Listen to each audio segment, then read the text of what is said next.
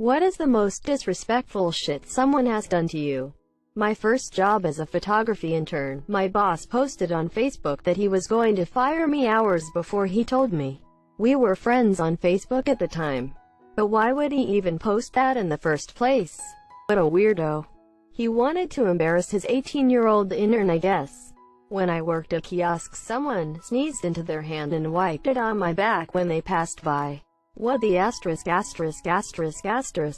I'm sure others have had it way worse, but when I was about 17, I was assembling a ride-on train track for an indoor amusement park when the owner of the company came in. He decided to help me. I don't know why. I didn't ask for help and didn't need help.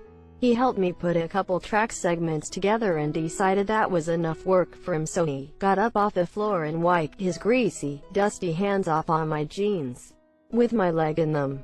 I was seriously incensed. With my leg in them, so obvious and yet so much better. Obvious. You don't take your pants off when the owner of the company walks in? It was a first day of one of my college courses and we were telling everyone our names. I said mine and the professor said, my husband wanted to name our son that, but I didn't want him to get made fun of. Edit, my name is Angus. Somewhat related, but when I started my last job I went in for orientation and to fill out my employment paperwork, and the head of HR told me that her daughter and I shared a name, well actually a nickname. Because though she and her husband loved my name as a nickname, they wanted their daughter to have a more professional-sounding legal name. She didn't even seem to realize that she'd said anything I might find offensive. Was working at a Dairy Queen when I was 16. It was a hot summer day and a lady came in and dumped her melted blizzard upside down on my hand. In the process it covered my register, the wall and the floor. She started yelling about how her ice cream melted and how I need to make her a new one. She was served in the drive-thru. I was working the front counter inside. My coworker said she left over 20 minutes ago. I still had to make her a new one and give her a refund. That's FKD, I'm so sorry. Teacher here, from a student. One student described how he would rape and kill me in graphic detail after he failed a test. From a coworker, a paraprofessional mocked me for high-fiving one of my autistic students. He gave a really great description of how he understood a math problem. That kid is a selective mute with a horrific past, and she told me I was a complete joke for congratulating him. Even worse, she said it in front of the kid. From my father, putting me down when I got to meet my childhood idol. I got to show my idol my first published research paper, and my father interrupted just to tell me, shut up, you're not going to win the Nobel Prize. Man, I'm sorry your father did that, what a beep clown. A kid at school when I was younger who put out his cigarette out on my face. Still got the burn scar. Edit, a lot of people been asking about the repercussions and suing him for damages. I was really young back then, around 14, and the rules around bullying wasn't set to stone. They left it off as kids being kids even though I had serious burn marks on my face. We filed a complaint, went to the police and sued him. In the end the lawsuit returned us with something minor cause he was too young. So he did get some tasks he needed to fulfill by justice. It wasn't enough for me. Hope that clears the questions people had. Does the scar at least make you look like a badass? Hashtag IAMMYSCARS. Illidan. My ex-husband and I were on the road to divorce. I had done absolutely everything I could possibly think of to turn us around, and as a last-ditch effort, I wrote him a letter. I knew it had a 0.1% chance of doing anything, so it was also kind of a thank you for the good years letter, too. We were living with his parents because originally we sold our house to make an upgrade. I guess that was his window of opportunity. Anyway, his mom found the letter and not only read it, but took pictures of it and shared it with multiple people, who started tearing me apart via text. How did I know this? She never hears her phone go off, so I would usually bring it to her. I went to do that and saw the mentions of a letter and saw the context of what was sent. I didn't say anything, just set the phone back down and went outside to get a breath of air. Later that week, she said she was tired of me being around and that he needed me to sign the papers then and there, and I didn't get a say in anything. I mentioned sharing the letter, and she said she was allowed to do that because it was in her house. Therefore, it was her property. Still trying to wrap my head around that one. And then they sat there and watched TV while I packed my things. How are you doing now?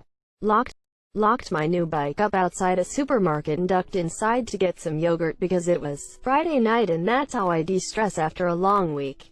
Self-checkout line was busier than expected, but I was in and out in about 10 to 15 minutes. Didn't want to leave it for too long because someone had pinched the seat from outside my house a couple of weeks earlier. From a short distance I could see my bike was facing the opposite way I'd left it and felt a little confused. I got closer and saw my U-lock looking like a pretzel. It seemed like someone had tried to wrench off my lock, failed, and then just picked up my bike and tried to use it as leverage to pop the thing off. Failed again, but succeeded and completely beat the entire aluminium frame. Total write-off, could not be fixed. Someone once stole only my bike seat. Beep pricks. Edit. A lot of y'all have some funny beep comments, but I got it stolen from in my own backyard. It was a vintage cruiser and there was no replacement seat that fits, so my mom made it into a display in the garden. It's been about 2 years and I'm still pissed. And in case you're interested, my first cruiser was stolen days after I got it on Christmas when I was 16. People are beep ***. I've heard, and this is totally conjecture, but the rumor was that they'd steal the seat so you'd leave it there, because you can't ride it home, and then come back later with cutters, put the seat back, and boom, free bike. Oh, I thought it was like go beep yourself. ***** you for not making your bike easier for me to steal them, probably. My ex didn't allow me to have any female friends and wouldn't even let me say my best friend's name in front of her. We broke up because she fell in love with her best friend. Holy beeper, you mean my ex-girlfriend hated any female that even tried talking to me. I had a female friend that helped me through a lot of rough beep my first year of college. She made me delete her number out of my phone. Whenever we'd fight she would tell me to just date her instead. I had someone I considered a close friend send an unprovoked email outing me to the entire staff of the place I worked. Not only that, he took a screenshot of an online dating profile as proof and told them to keep their kids away from me. Oh no. What happened after that? What a terrible, trifling pause. Some people just really do get off on hurting others. Go to a meeting for work. Coworker says to opposing counsel, "Hey, do you want to meet Gutenberg Bible? He's here," and gestures back at me in the hall with a bunch of files. This beep looks me up and down, turns back to my coworker, and says no. Reminds me of a job I had at college at this pie firm. There was an attorney there, and when I first started, I tried to introduce myself, and Frank cut me off immediately and said, "I don't want to know your name until you've been here at least 6 months, and then just walked off. Beep you, Frank. Yesterday at my job I went outside with some guy to bring the handicap scooter back in. He immediately began to yell at me and curse at me about how he's handicapped and for not helping his wife unload their groceries. I tried explaining to him that because of the current situation, we can't touch people's groceries unless they specifically ask us. He wouldn't even let me talk, kept interrupting and insulting me. So I just stayed quiet, and he eventually threatened to call his grandson to come kick my ****, then drove off with his wife, who was also insulting me under her breath. Being an essential worker sucks. That is terrible. I wish I could send you a virtual air hug. Dealing with the public can truly suck. Former boss owed me some back pay for a legit reason. My wife went into hospital for a month because of a complicated pregnancy. Baby was C-section and then had to be in ICU. The day of the C-section, boss said he wasn't going to pay me anything. Edit. For all those asking, yes, of course I put in a complaint with the Ontario Ministry of Labour. Unfortunately, if an employer doesn't pay even after an order, it's put to collections. If the person is beep enough like this dude was, they just dodge those collections too. I'm sure it'll catch up with him eventually, but at this point he's been run out of his home city. Labor board, my guy. They take non-payment of back pay very seriously. Correct. A simple complaint is typically all that's required. The labor board will request the proof that your employer paid the back pay, or they will basically audit all the employer books over a number of years. If evidence is discovered that they owe you money, they will be forced to pay you that money and then some, and then face a fine for each infraction. If they find issues with other employees, then it can get very expensive very fast. Most small businesses who pull beep like this go bankrupt because of this.